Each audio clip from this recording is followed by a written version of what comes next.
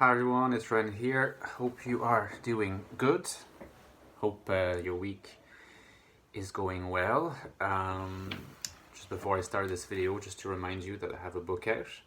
It's been out for a few months now, but if you want to support a fellow INFJ and if you're into psychological novel, psychological fiction, inspired by my INFJ experience and somewhat like Dostoevsky, Kafka, Proust, and others, check the links below. Thanks. So, in this video, there's a cat behind me, so I kind of have to make sure the cat is not going to request to be let out, because if that's the case, then I'll have to go and open the door.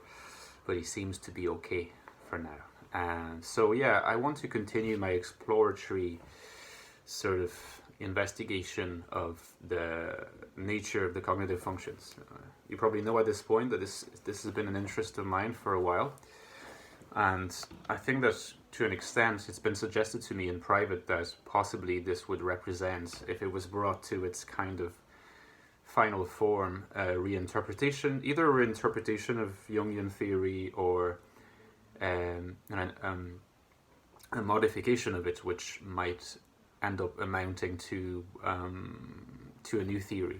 And if that were to be the case, and if I were to realize that that's what is transpiring, I think that I would consider, maybe writing a book presenting that view, and quite possibly using the INFJ type as my main sort of guinea pig to test the theory in question. Now, I want to continue exploring the judging functions in this video, because I've started my investigatory work by looking at the judging functions, but there's absolutely no doubt that sooner or later, that's the other cat now, there's two of them, so I'm pretty lucky. They're very cute and young. They're only like 9 months old. So yes, I started my thinking with the judging functions. There's no doubt that after that I'll have to look into the perceiving functions, but that will be the topic of maybe the next video, because my thought has also developed and become more concrete on that front. Now, in terms of the judging functions, if you've seen recent videos, you probably know that I like to think of them, the functions, the cognitive functions, as structuring principles. And that will be true just as much of the perceiving functions. You know that there are 4 perceiving functions: introverted intuition, introverted sensing, NI and SI, and extroverted intuition, extroverted sensing, NE and SE. Now, structuring principles, that's what the functions are, regardless of whether they are introverted or extroverted, and regardless of whether they are perceiving functions or judging functions. But of course, depending on what kinds of functions they are, particularly whether they are perceiving functions or judging functions, and whether they are introverted functions or extroverted functions, the kind of structuring principles that they are will differ. But before I embark upon an exploration, of more substantive exploration of what those principles are when it comes to the judging functions, I just want to take a brief moment to make you understand why I like this idea of the function as a structuring principle. The advantage, if I'm ever distracted, is because of those cats. And the advantage of the idea of a structuring principle is that structure has no content. And I like the idea that a function, a cognitive function, just like a mathematical function, has no content. It doesn't tell you anything about a person's beliefs. It doesn't tell you anything about a person's virtues or vices. It doesn't tell you anything essentially about the content of a person's life. What do they do in life? What do they say in life? What positions they take?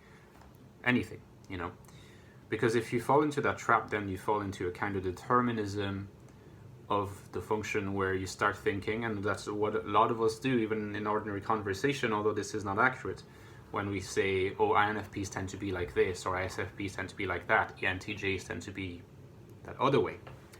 And Now, most of the time, people would sort of say, "Oh, I'm aware that I'm simplifying or generalizing, but I still say these things."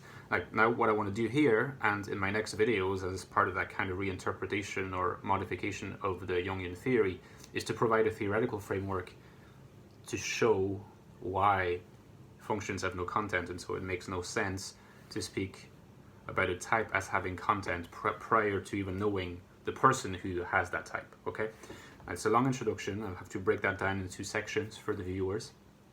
But now to move to the judging function specifically, in my last video I looked at those judging functions, taking as an example the INFJ type. But if we abstract the framework a little bit, I think that we can divide those judging functions into a number of categories. So first of all, we can divide them into 2 categories. One category will be populated by the extroverted judging functions, so that's FE and TE, and then the other category will be populated by the introverted functions, so FI and TI. Okay, so my idea is still the same. The extroverted functions are part of a judgment compound, and the introverted judging functions are also part of that compound, but they occupy the 2 sides of that compound. So what that means is that a judgment is a compound. And what is that compound? I think the compound consists of deliberation against existing beliefs. That's the introverted part, right? And the presentation and justification of the outcome of that deliberation, and that's the extroverted part. Okay, and it's quite intuitive when you think of it. When you make a judgment, if you think of a judgment you make. Now, I was talking about a person's stance on like the death penalty. That was my example, but you could think of any type of judgment. The judgment is not only trying to figure out what stance to take in terms of how it coheres with your existing beliefs, but it also consists of making the judgment and justifying it to an external audience. Now, that external audience might be imagined, could be the world, could be people, but nevertheless, that's the presentation part and the justification part. And so you have this division between justification of the judgment, extroverted, and then before that, in a sense, deliberation, internal deliberation, which is introverted. And my claim here is that extroverted judging functions like FE and TE take care of the presentation and justification, whereas the introverted functions, FI and TI, take care of the structuring of the internal deliberations. Now, so if I were to take the example of an INFP, for example, INFP have a function stack of FI, NE, SI, and TE as their inferior. So leave aside for a second, or for the duration of this video, extrovert intuition and introvert sensing. Those are the perceiving functions, and they will be the topic of most likely my next video, okay? But if you look at the dominant function of the INFP and the inferior function of the INFP, well, you see that there are 2 judging functions. FI is dominant, TE is inferior. So according to my theory, what you get here is a dominant function in the INFP whose role is to structure the deliberation of the INFP against their existing beliefs, while the inferior is what takes care of presenting and justifying the outcome of the deliberation. Now, of course, the functions are also divided according to whether they are feeling functions or thinking functions. So there's a difference between the internal deliberation that TI structures and the internal deliberation that FI structures, in the same way that there's a difference, structural difference, between the presentation and justification that FE presents and the presentation and justification that TE brings forward. So, to speak more precisely about those structuring principles, I have proposed, or I'm going to suggest now here, 4 different broad names to pin down the structuring principle of each of these judging functions. Now, when it comes to Fi, let's consider that Fi as a structuring principle is authenticity, what feels right. Let's consider that Ti as a structuring principle of internal deliberation is not authenticity as such, not what feels right, but coherence, what fits the subject's beliefs. There's a difference here, okay? Now, in terms of the extroverted functions, the presentation and justification of the outcome of the deliberation, so the justification of the belief as presented as part of the judgment, let's consider that Fe as a structuring principle is universality, and that Te as a structuring principle is objectivity. So universality in the sense of transcending individuals, and objectivity in the sense of squaring with reality. Okay? So again, if we return to our INFP example, the INFP will have a dominant function that is a structuring principle of internal deliberation called authenticity. And in terms of their presentation and justification of the outcome of deliberation, that they have objectivity. Now, you might think, yeah, but in an INFP, like the focus on objectivity is not that strong in the sort of judgment process. Well, according to my theory, that's not necessarily the case. It's only that because T is inferior, the INFP will have a lot more power over the deliberation that is internal to seize what's right among their existing beliefs and to latch onto that. They have much more conscious power. Because T is unconscious, or mostly unconscious, on the other hand, they will have less focus, less power on handling and sort of shaping the judgments, the justification of the judgments in terms of objectivity, what squares with reality. It doesn't mean that it's not there, it's just that it's unconscious, and so there's the subject, the INFP subject, has less power over it.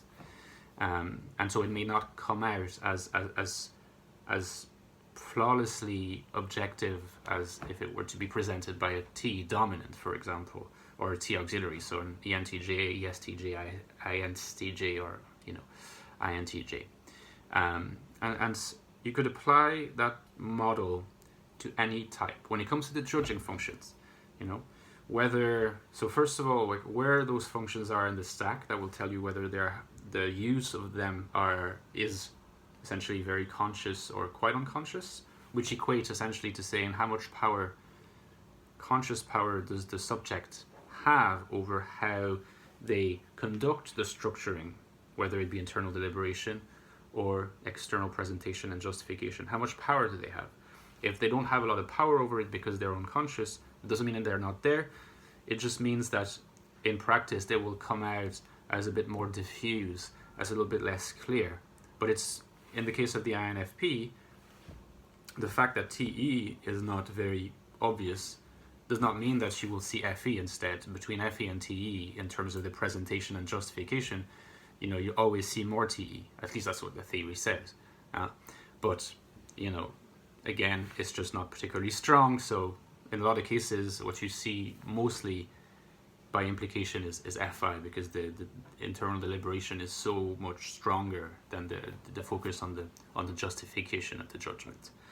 And you can also apply that to an INTP. An INTP would be kind of like the equivalent of the INFP, but with the nature of the functions reversed. So a lot of control over the coherence of the beliefs and less control over the presentation and justification in terms of universality as what transcends individuals. So the FE will be weak, but that's still what they are, drawn towards rather than to TE.